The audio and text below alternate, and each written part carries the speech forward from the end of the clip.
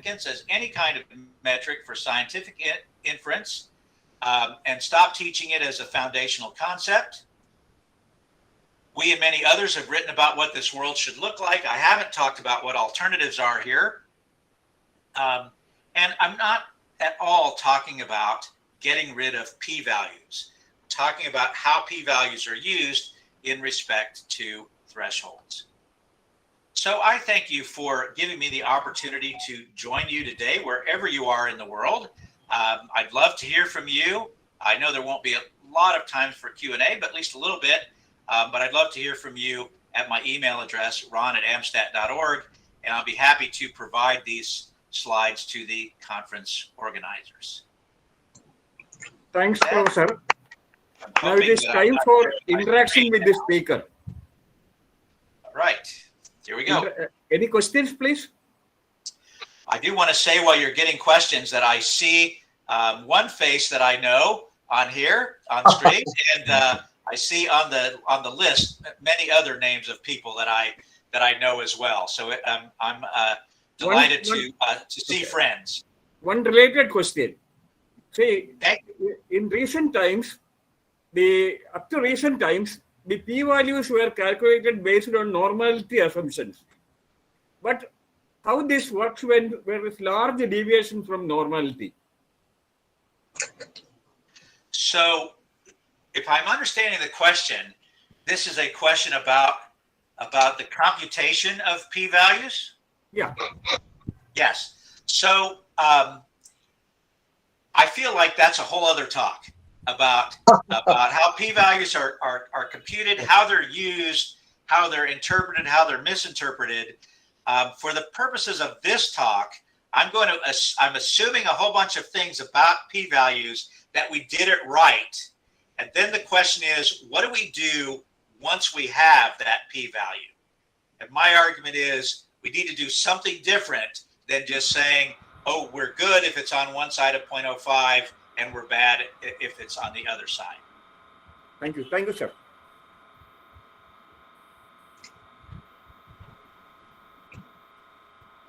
Professor Sadish, what?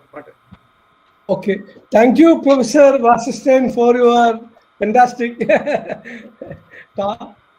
Thank you so much for having me. Yeah, on behalf of our Department of Statistics, University of Kerala, we extend our gratitude to you, Professor, for your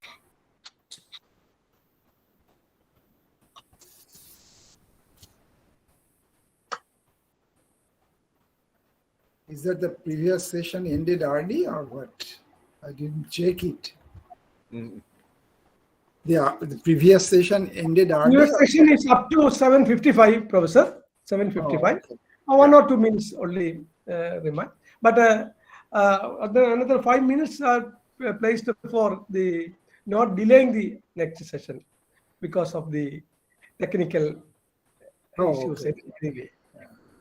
Also, the discussions may go beyond the time, probably.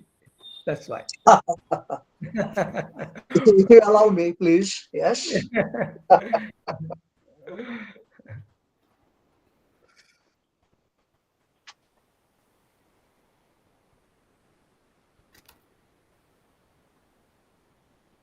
Professor Muralidharan, did you go Delhi this time?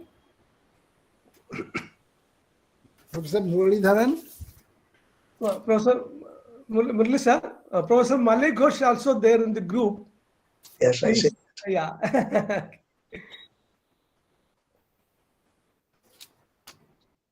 Hi, Professor Ghosh. Probably muted. Welcome, Professor. Welcome. Hello. Thanks.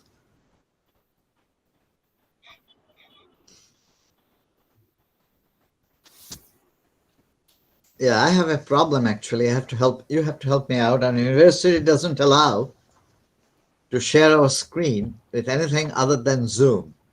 So I have to send you my slides and you have to put it for me one by one. Okay, is that okay? Okay, Professor. Okay, Professor. Yeah, I talked to our system person, IT person, and he said no. That's Okay, our okay. university Molada, no problem. I did the same, so no problem. Okay. Oh, your university has the same problem? I don't Yeah, know. yeah. I just follow the slides. No They all problem. come up. Okay. Your talk is tomorrow, right, Molada? No, Saturday. Or Saturday? Okay. Good. Day after tomorrow. Saturday, 10 o'clock. Okay. Day after tomorrow. At 7:30 evening. Okay. Yeah. 10 a.m. Yeah, which is 10 o'clock morning, which is fine.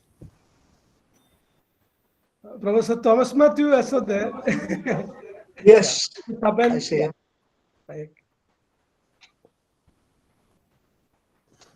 They are hiding.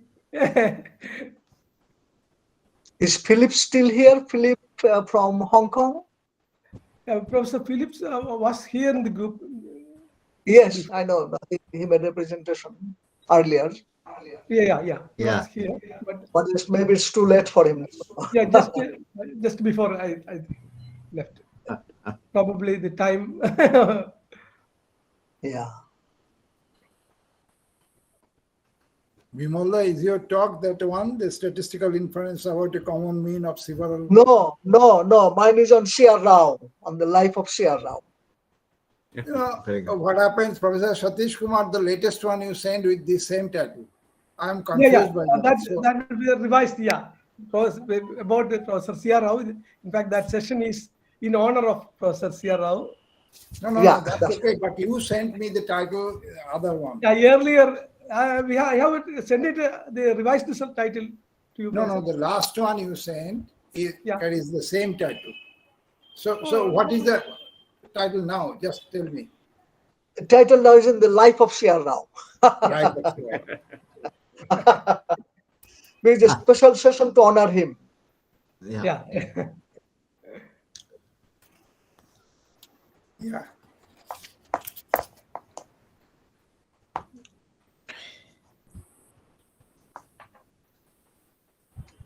So I'm going to prove the Rao-Kramer inequality in my way.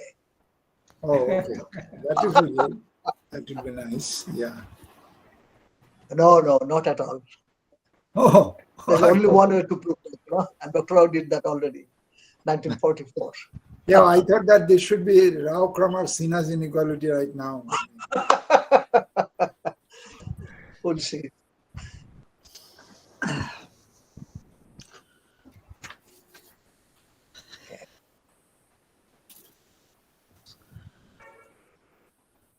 We should start. It's almost time. Just a minute. Students, who is Sadhulakshmi? Yes, sir. Okay, are you ready? Yes, sir. Okay. Greetings to all. Just a minute. Yes, sir.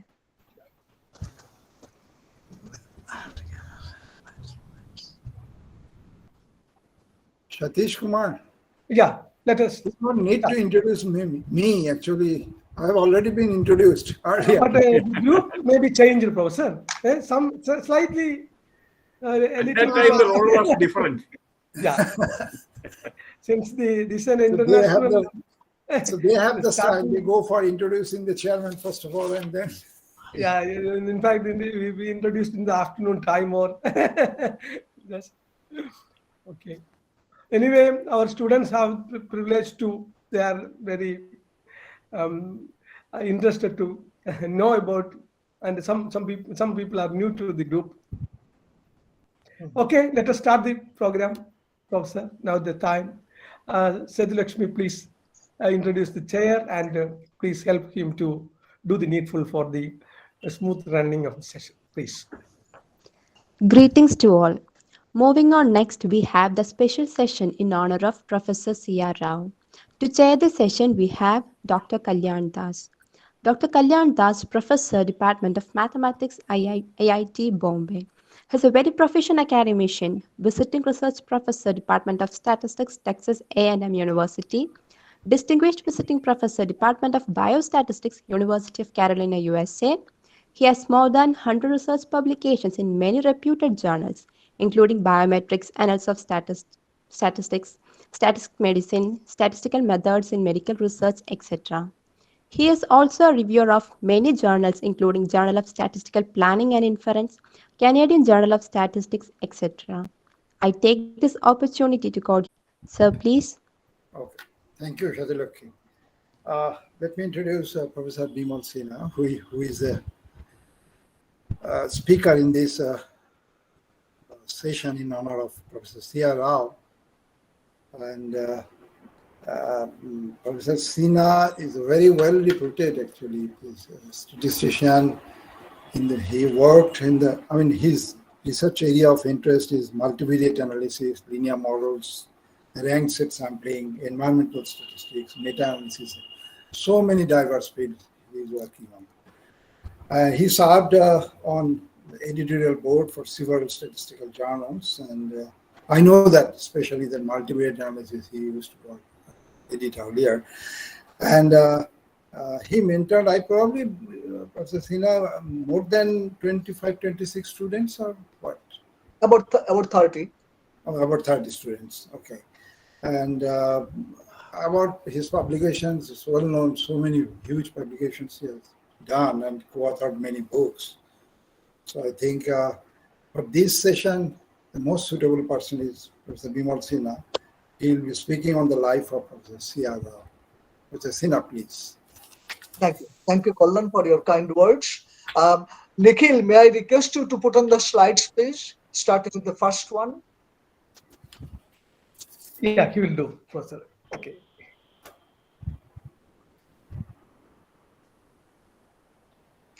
Nikhil is supposed to help me.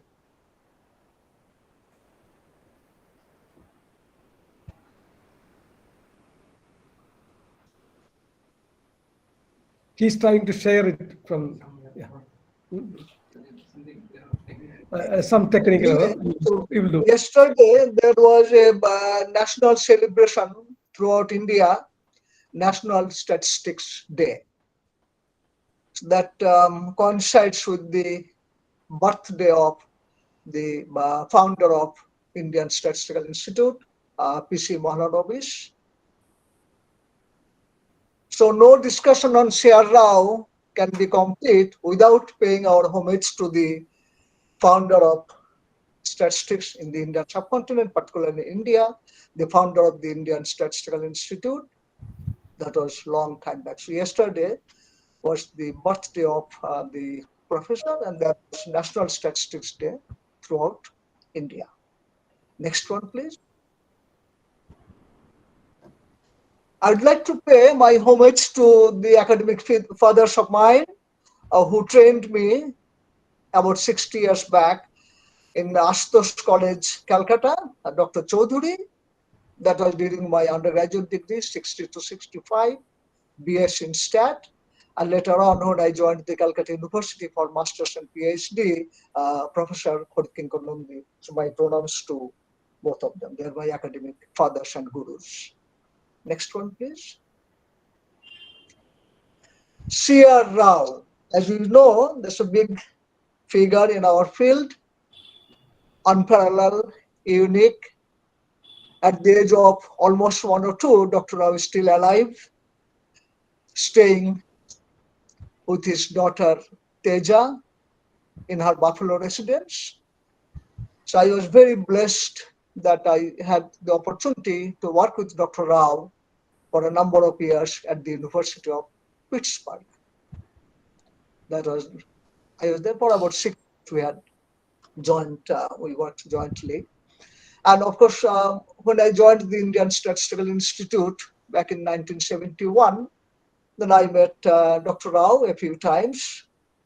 So let us go through the life of C.R. Rao, the great guru of statistics. Next one, please. So that's what I'll be doing, and I'll give you some of my direct interaction with Dr. Rao, and a highlight of should be how Dr. Rao's work helped me also in the process. Next one, please. Okay, back in 2016, my brother and I we decided that we must My brother is a frequent visitor to US. His son and daughter, both of them are here. He also comes here to visit me. So he made it a point to fly to Buffalo and meet Dr. Rao at his residence. That's what we did. We spent one whole afternoon there, probably about 4 or 5 hours. And also with us, we have a former student of Dr. Rao, Kirti Shah, from the University of Waterloo. He also came from Waterloo. So we had a very good time. So about 6 years back, Dr. Rao was very alert, and he was able to spend about 3-4 hours time with us. We are talking about this Calcutta life, and of course all sorts of things. That was such a wonderful experience for us, and that's the last time I saw Dr. Rao. Next one, please. Nikhil, next one, please. Okay. Now, Dr. Rao's siblings, the 8th born, there's a saying, of course, in India, there's a saying that the 8th born child, doesn't matter, male or female, boy or girl, destined to be very, very famous. And of course, we remember Lord Krishna, the 8th born. So Dr. Rao, now that we know about his the position in the list, so you can see that he was destined to be very, very famous someday. And of course, for him, it came much sooner than later. Next one, please. Here's a picture of Dr. Rao. One of his, that is the family picture in 1931. Dr. Rao was only about 11 years old back then. So you can see the picture here. Dr. Rao's parents are here. 8 siblings, you can think about, or 10 siblings, you can think about this. It's a huge family. So naturally, when you're part of that big family, you don't expect any individual or personal attention. So you just grow up with every member of the family, and that's what Dr. Rao did. Next one, please. At the sweet age of 15, 1935, he still resembles his later pictures. Next one, please. Okay, so this is the story of Dr. Rao. So the year 1939 or 1940, Dr. Rao got his master's degree in pure math from Andhra University. Think about it, just about 19, 20 years old, no idea what to do with his life. You're part of 10 siblings, so no direct input, no direct financial assistance, nothing from the family. And as he was basically left on his own, what to do with my life. So some teachers suggested in the university, suggested that why don't you go to Calcutta? There's something called the Indian Statistical Institute, newly founded, and there's a professor there, Mahalanobis. You might go and talk to him and try your luck. Now think about it, 1939, 1940, C.R. Rao, at the age of 19 or 20, with little money in his hand, takes the train from his state, coming all the way to West Bengal, Calcutta, Howrah station. The city of joy, as it is known to us, the Bengalis, for Dr. Rao, it was not a city of joy back then. He had no friend, no money, he knows nobody. The city is alien to him, even the language. He did not know a single Bengali word. That's the language mostly spoken in Calcutta. And he comes to, now think about it now. What a dreadful adventure, just to try out his luck. So all he had in his hand, a degree, master's degree in pure math. First degree, That's all he had. Now he comes to Calcutta, he meets Mahalanobis, okay, all right. That's the first, think about it, 4 eyes, 2 eyes, 2 eyes, first connection in 1940. They look at each other. Mahalanobis very mercifully mentions to Dr. Rao that, well, that's all I see. Unfortunately, I don't have any job for you because, but what I can do, I can give a little bit of money. You can look at some data set, and maybe you can see, if you don't know any statistics, maybe you can start with some data set, and then you can see if you can play with it or do some computation. I'll give you some money. And also, that's what Professor Mohananobushi is telling Dr. Rao, that we just started in 1941. We are going to start in 1941 the first master's degree in the whole Indian subcontinent at the University of Calcutta, 1941-43. That will be a 2-year master's course in STAT. So I strongly advise you that you sign up for this class, a master's degree. So you have a master's in math. It won't hurt you to get a master's in STAT. That's the beginning of first time when he came to know about the word statistics, the Indian Statistical Institute, and then there's something called the master's degree in STAT, master's course. Okay. So Dr. Rao enrolled, and he came out in 2 years in the first group of master's students in statistics from the University of Calcutta. And I'm pleased to mention that Dr. Rao had a classmate, Horikinkar Nandi. I showed you the picture of Professor Nandi. He was our PhD. Of course, he taught us at the University of Calcutta. Also, Professor Nandi was my PhD supervisor. They are very nice that they are classmates. So later on, when every time I meet Dr. Rao, of course I met him many times over the years, he will very fondly ask about how is Horikinkar doing. So they had, although they saw each other very rarely, maybe once in 10 years or maybe even not, but they had a very nice, kind of very close bonding. So I was very pleased to note that. And when Dr. Rao found out that I worked with, as a student of, I worked under Dr. Nandi, Dr. Rao was very pleased. Okay. So anyways, that's what a humble beginning of C.R. Rao. Now we have a master's degree in STAT, getting out of the school in 1943, and then Mohananobushi was going to start teaching. Teaching at the university, he will be teaching the master's students in STAT.